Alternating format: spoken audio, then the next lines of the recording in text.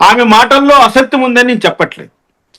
నేను కూడా ఎందుకు జడాశ్రావణ విషయాన్ని ఎందుకు నేను ప్రస్తావన చేస్తానంటే, ఆయన మనస్తత్వం నిజాయితీ కాదు, నిజాయితీ పరుడు కాదు. అందువల్లనే నేను ఆమె ప్రెస్ మీట్లో వాస్తవాలు ఏంటని చాలా చెక్ చేసుకోవాల్సి వచ్చింది. కానీ ఆమె చెప్పిన మాటలు వాస్తవం. నేను ఆత్మహత్య చేసుకోవడం తప్ప నాకు గత్యంతరం లేదు అని మాట్లాడి ప్రెస్ ముందర పెట్టాడు జడా శ్రావణ్ అంటే, నాకు అనుమానం ఏంటంటే వీళ్ళు ఏమైనా ఆమెను చంపేస్తారేమో. జడా శ్రావణ్ జగన్మోహన్ రెడ్డితో కుమ్మక్కయ్యి ఆమెను చంపేసే ప్రమాదం ఎక్కువ ఉంది. ఇది రాసి పెట్టుకోండి. ఆ పర్పస్ కోసమే వాళ్ళు ఈరోజు ఆయన ఆ ప్రెస్ మీట్ పెట్టినట్టుగా నాకు కనపడుతోంది.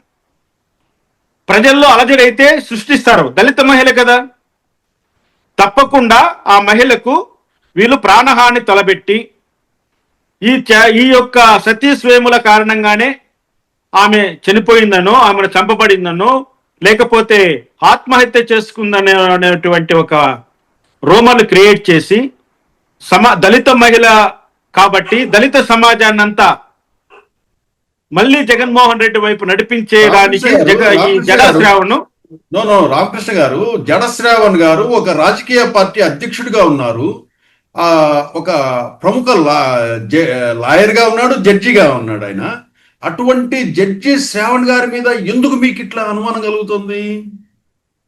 ఆయన క్యారెక్టర్ బాగా తెలుసు కాబట్టి. అంటే ఏం బేస్ చేసి అనుమానిస్తున్నారు ఆయన్ని?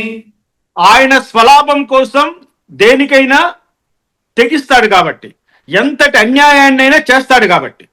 నేను చెప్తున్నా, రేపొద్దున ఆమెకి ఎటువంటి ప్రమాదం జరిగినా అది సతీష్ వేములకు కానీ తెలుగుదేశం పార్టీ శ్రేణులకు కానీ ఎవరికి సంబంధం ఉండదు.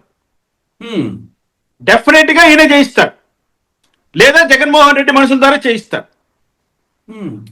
ఇప్పుడు వాళ్ళకి కావాల్సింది అదే. ఇక్కడ ఏంటి, నువ్వు డబ్బులు ఇచ్చావు, దేనికోసం ఇచ్చావు? నువ్వు భూమి కొనుక్కోవడానికి ఇచ్చావా?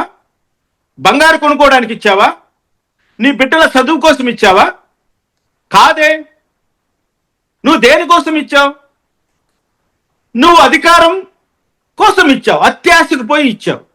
ఆ వ్యక్తి ఏమైనా పార్టీ అధ్యక్షుడా? ఆయనకి అంత అధికారం ఉందా?